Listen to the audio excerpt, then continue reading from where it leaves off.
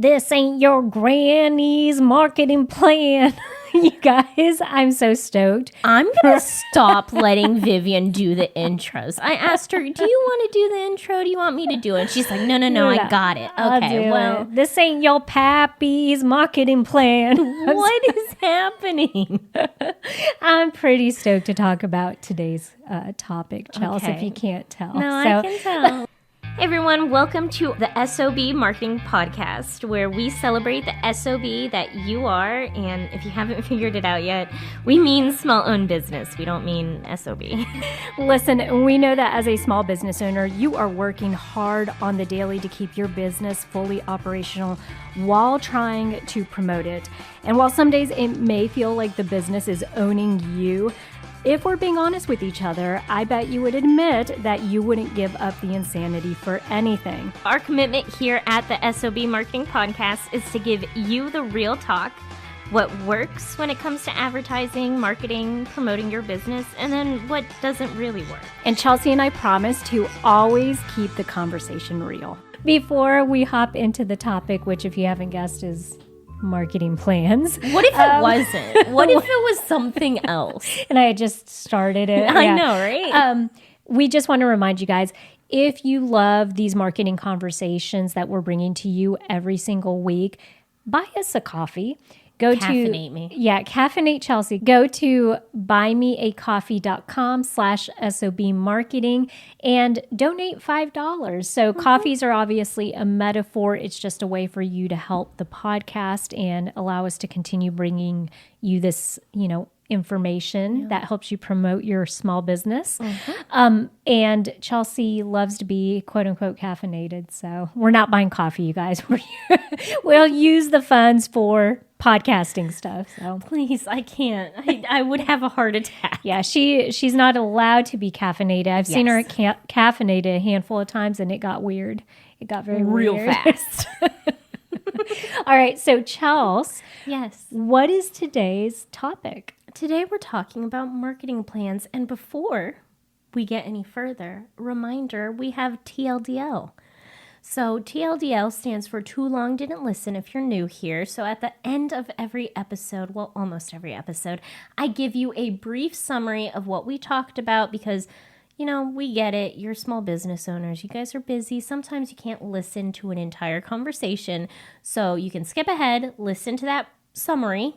But when you get the chance, come back and listen to this entire conversation. Yeah. But yeah, today we are talking about marketing plans. Do not turn this off, okay? Marketing plans are important and they are helpful. And you need them, unfortunately. And like I said, this ain't no dusty marketing plan from your pappy's 1920s. You guys, you're... I don't know what I'm on. I will say, this is actually a useful marketing plan. Yeah. This is something that before we started recording, I told Vivian, I'm so glad that you came up with this. This is something that people will actually use. As someone who, is a professional marketer and has created professional marketing plans, no, we ain't doing that because not necessary. Well, so let's talk about if we just said the word marketing plan, what you may be thinking is what? 30-page, year-long marketing plan with your SWOT analysis and your research and your data. And I'm not saying all of that stuff is not important. I mean, that's what the bank is going to want to see if you're asking for a loan, okay? Disclaimer, everyone. If you are looking for a marketing plan help to take to the bank, this is not that conversation. Yeah. This is for functional use in your business year to year. This is actually what I do whenever I'm thinking about a long-term marketing plan, and it helps me to be able to break it up into digestible pieces. And so that's what I think this strategy or the way we approach it helps. And that's what we're going to talk about is we're going to walk through how you can actually create a marketing plan that is useful, that you can stick to in 2026. Yes. Love that. Before we get started, Vivian, it's time for the beep, beep, beep, beep, beep, beep. That one wasn't that good. It was very long. I know. Let me do it one more time. Okay. Ready, everyone? Okay. Beep, beep, beep, beep, beep. That one was better. Okay. It's time for the marketing hot take. My marketing hot take is a marketing plan does not have to be a year long. And it doesn't have to be 30 pages long. Please, Lord, no. I actually, shocking 3 in a row now. Yes. I agree with you. I think there is very much this weird thing where, and y'all, Chelsea and I both went to school for marketing. Like we're marketing majors. And what I tell people all the time is the stuff I learned in school was not the stuff I was actually doing in my day-to-day job as a marketing professional. Oh, no, and it's let me still, tell you. Yeah, and it still is not. And so are there core concepts that were extremely useful? Did I learn things? Absolutely. However, the marketing plan that we were taught to create was more so, like we said earlier, so that you could take to the bank. And perhaps some of these big corporations do it that way. Do I think the people that are boots on the ground handling the marketing refer to that plan in their month-to-month decision making? I don't know. I can't say I believe that to be true. So No, I can say I don't believe that to be true. Yeah. But I'm also the one who's going to say that. Yeah. So what we don't want you to do is just to create a marketing plan that's going to get dusty on a bookshelf because you're creating more work for yourself. So let's get started with why you need a marketing plan to begin with. Yes. This is the important stuff because we got to convince you guys to even bother with this. Before we go any further, tell us in the comments, wherever you're listening, drop it in the comments and tell us, in 2025, did you have a marketing plan? Be honest. Yeah. Yeah, we want to know because our theory is that most small business owners don't have one. Yeah. And that's okay because I think you guys don't know that there's this optional way to maybe create something that's functional and works. So why do you need a marketing plan? Last week we talked about marketing budgets, and one of the reasons why you need a marketing budget is because it's going to keep marketing in the forefront of your mind. Same thing with a marketing plan. It's going to make sure that you remember to promote your small business because you guys are busy. We get it. Sometimes you forget to promote your business because you're doing all the other stuff, you know? Yeah, and I will say it's the way I view a marketing plan, it's a working document, meaning you should be updating it pretty frequently. It'll help you stay consistent. It keeps you on track. It also reminds you, it's kind of like this little prod that reminds you to track your ROI because obviously it's like, well, if that didn't work, then do you need to keep it? Do you need to continue doing that? Exactly. I love that. Look at you. You already marked off the other things I was going to mention, which is consistency and tracking ROI. This episode of the S.O.B. Marketing Podcast is brought to you by the S.O.B. community. If you're a small business owner that is neglecting your marketing and you feel like you've wasted money and time on marketing help that didn't deliver, or if you're just craving support from people who actually get what it's like to run and promote a small business, then our membership community is for you. Visit school.com/SOB to sign up today to get instant access and weekly support. That's SKOOL.com/SOB. So let's go ahead and get into this new marketing plan. Vivian created it. This is something that she uses in her day-to-day life. Yeah. So if you don't like it, take it up with her. Yeah. Send me beef. Send me all the beef. Send a voice note about how you have beef with her marketing plan. All right. So the way I like to think of this, you guys know I'm a visual person. And so what I would like to think of is going into 2026, I look at basically the calendar. Okay. So in my brain, I'm thinking I have a calendar, I visualize it. And what I'm doing is I'm going to pre-fill this calendar with things I know I'm going to do. And then I'm going to leave space for things that I can have fun with, experiment with, and kind of interject in there. Okay. And so the reason having this visualization works is because essentially what you're doing is you're breaking down your marketing initiatives into two things. So for a working document, if you guys want to download this marketing plan, we have a download. Look at that. Yes. Made it easy for everyone. There you go. Click on it, save it on your desktop. You can print one out at the beginning of every month. You can print one out maybe once a quarter. And then that way you'll have it throughout the year to utilize and to come back and do this for, I think once a quarter would be good, right? Yes. So you're breaking it down into manageable bites, but yet it's not, it's not too cumbersome because you're not doing it month to month. Yes, I love that. I love quarterly. I think that is easier to do. I'm a big hater on yearly marketing plans. Chelsea says, no. Because there's too much happens in a year. And as small business owners, you need to be flexible. And a marketing plan that's not flexible, a yearly marketing plan is not flexible, that's not going to work for you guys. Yeah, it just feels very overwhelming, I think, to think of 12 months at a time. So let's talk about what we want you to go download this PDF. Keep it on your desktop, print it out once a quarter. What does the PDF look like? Okay.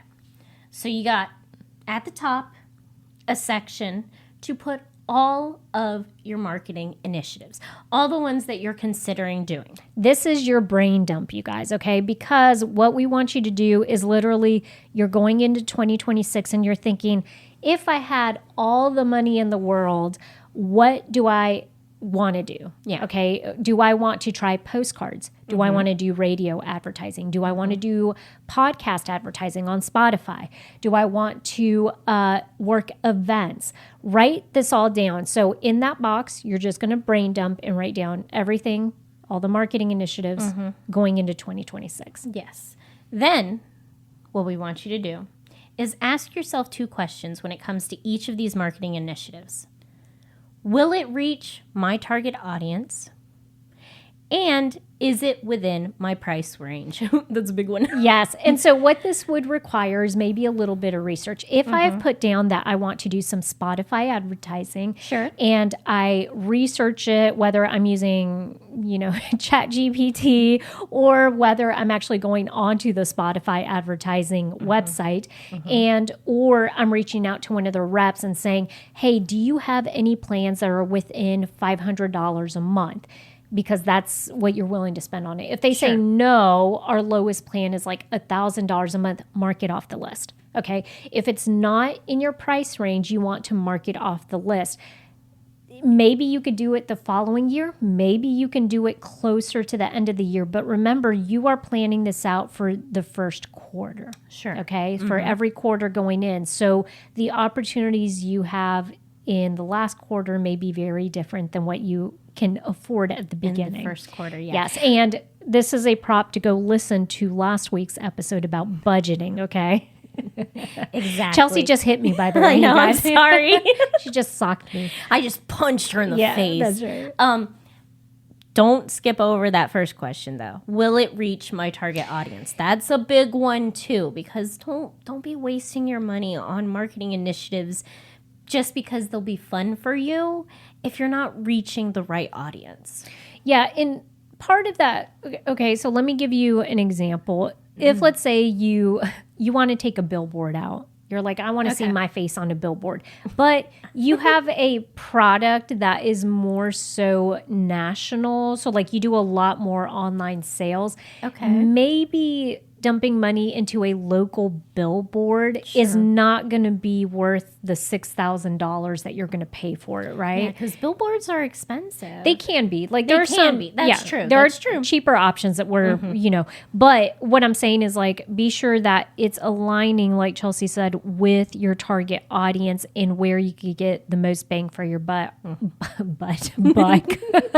If you're better off spending the money that you would use on a local billboard that would only reach people driving down a certain geographic area into, let's say, an online ad that would reach more targeted people that would buy your product, then do that. Yeah. Real quick I was going to say, you were laughing about something. What? Real quick sidebar. Tim and I were driving to downtown Charleston. We saw a billboard that said, depressed, try ketamine. I mean, they're getting the message out there. What? Okay. Isn't ketamine kind of like a big deal, isn't it? Isn't it like bad for you? I know people that have gotten addicted to that stuff. It's not good. I'm not in the drug scene, Vivian. I don't know what's going on. I mean, I did leave my rave days back in my 20s, so I've grown out of it. I was never in the rave. I'm joking. Okay, let's move on. So you marked off all of the marketing initiatives that are not going to work for you. So now you have the marketing initiatives that will work. Now what we're going to do, so the rest of the page, well, not the rest of the page, but is it the rest of the page? Yeah, the rest of the page. Yes, the rest of the page is going to be split in two. And you have variable and fixed. Or maybe it's the other way around. Yeah, fixed is first. Fixed and variable. And you're going to... They're in two columns, They're in two columns. Yeah, I'm sorry. Most people are listening, and I'm being very visual right now. Let me start over. Okay. The rest of the page is split in two columns. Fixed and variable. You're going to place your marketing initiatives in where they belong. Yes. In those two columns. Anything you did not mark off, they're going to be marketing initiatives that for this first quarter that you're planning, you're going to dump in one of those two columns. So you have to identify whether it's a fixed marketing initiative or a variable marketing initiative. Yeah. Now, you probably have some idea about what this is going to look like. But Chelsea, describe a fixed marketing initiative. So a fixed marketing initiative is an initiative that you are going to be doing consistently. So every month.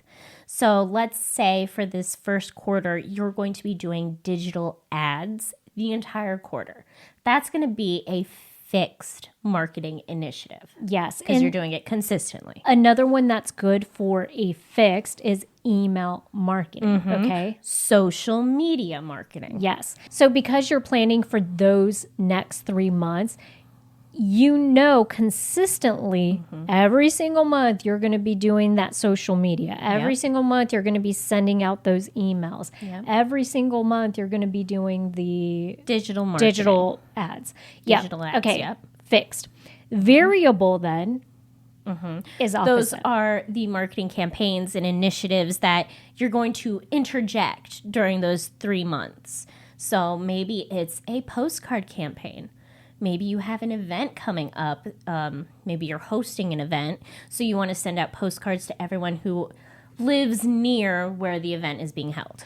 Right. And so what we love about this, and the reason I kind of work in this fashion when I'm looking at a marketing plan for a quarter, is it allows you the flexibility to be able to add, some of those campaigns in there. And for each one of them, as you list these campaigns out, what would be extremely helpful is a ballpark figure of how much you think you're going to pay for each one of the initiatives. Yes. Okay. So for example, under my fixed, if I have if I have digital ads, let's say I'm doing Google ads. Okay. Because I want to show up in the search engine.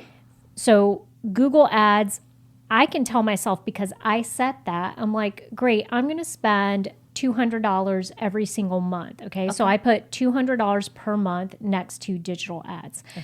Email marketing, because I pay for the platform once a month and I know it costs me $19, for Flowdesk, what I use, then I put $19 per month next to that. Then for, what was the last one? Social media marketing. Okay, I'm not going to hire an editor. I'm also doing everything on my phone. I'm doing everything on my own. So $0 because I'm doing all of that work.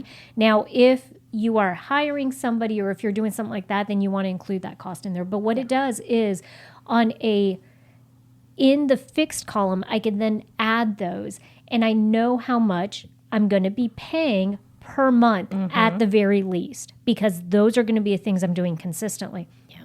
For the variable ones, Chelsea mentioned postcards, an event. Let's say the event, I'm paying $100 for entry fee. Then on top of that, I also know though I got to take extra product and stuff like that. So I'm going to try to kind of do a quick calculation and say probably overall I'm going to pay $500 total, to do that event. Sure. That includes, any setup stuff, whatever. Then on top of it, the postcards, postcards I know are going to be a little more expensive because I have to pay postage for it, plus the printing of the postcard, plus whatever the fee is that I'm working with the printer, right? That right there, I'm just going to ballpark it I'm giving myself $750 to use on those postcards. Okay. I know those two variable costs. I then interject somewhere in those 3 months whenever I have the funds available to do that. Yes. And that's why we had marketing budget before this episode. Yes, exactly. And because one of the things Chelsea had talked about in that particular episode is there are different approaches. And if you're a business that maybe is a little more seasonal and so you don't make as much money during the summertime, then pairing it with something like this type of marketing plan, this approach is going to give you the flexibility that you need in order to account for not having as much funds during that time to spend on your marketing initiatives. And I think the other reason I personally like this is a lot less daunting to me to look at. Okay. I'm not flipping through like 5 pages worth of stuff and explanations and pricing and all of this. What I am doing is I have one sheet in front of me that I have planned for the next 3 months. And in there, I literally am like, the fixed stuff is the priority. That is the consistent stuff. And the items that I want on there are going to be the heavy hitting items that I know are going to move the needle in my business, okay? Yeah. Sending out those emails consistently allows me to build rapport with potential customers, okay? They need those touch points so that I can stay top of mind. They also need to know me better so then they can buy my product. And if they've already bought from me, then I am encouraging them consistently to repurchase. Yes, do a repeat purchase. Those are going to be fixed. What I love about this is you can very clearly see what your fixed marketing initiatives are and if you have any, because let me tell you right now, if you don't have any fixed marketing initiatives, that's a problem. It is. And that may be your problem. That may be your marketing problem is that, so I do love this, Chelsea. And then also vice versa. If you have all these fixed, but you don't have any variable, maybe it begs the question, are you doing enough experimentation? Right. Yes. And so I do love this approach for that reason. The other part of it is we don't need to overcomplicate things, you guys. Having one page to look at very quickly to reference. It's easy to keep this pinned on a bulletin board and literally while you're working throughout the day, or if you're only at your desk once a week, you look up, you see it and you're like, oh, I made the commitment to do email marketing as a fixed marketing initiative.